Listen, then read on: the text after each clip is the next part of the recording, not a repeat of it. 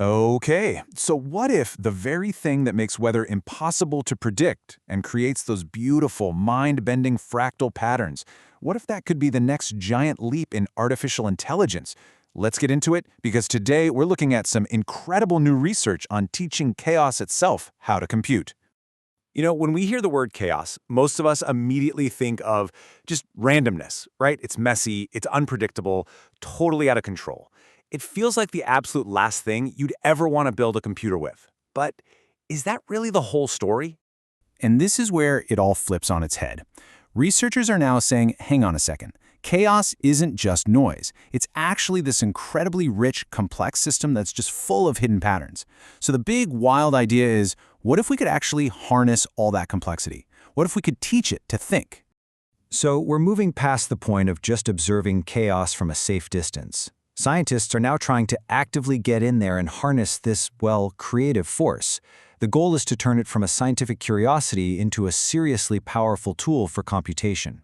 And this idea, of taming chaos, it actually has pretty deep roots. It goes way back to pioneers like Edward Lorenz. He was the one who showed that even in the most chaotic-looking systems, there are underlying rules. There are dynamics you can actually recover.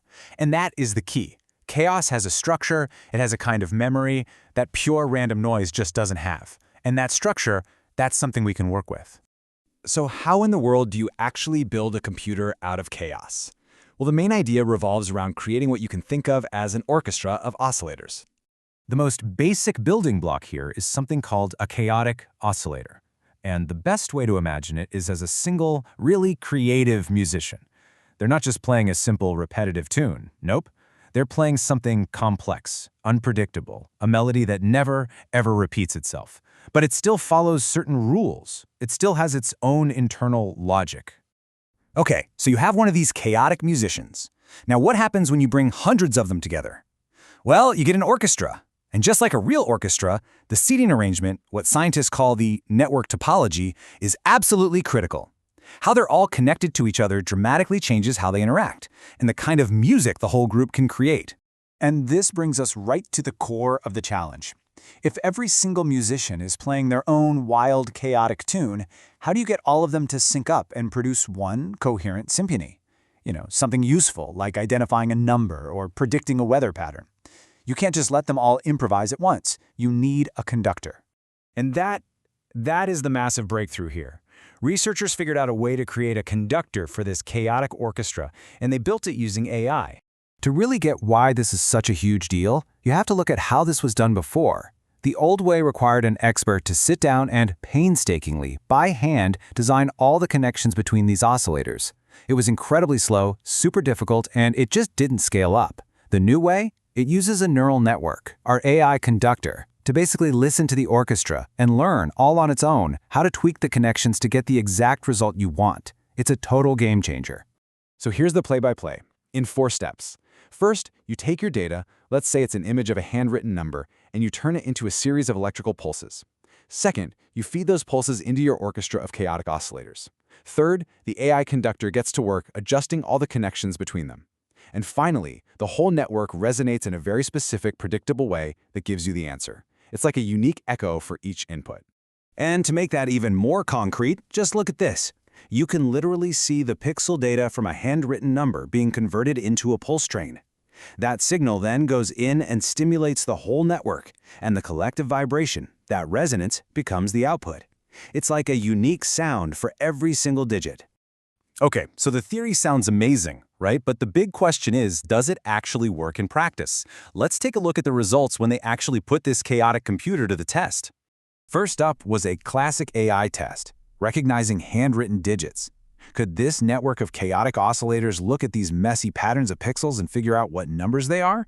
The answer was a definite yes, hitting an accuracy of 88% on the scikit-learn dataset. Pretty solid.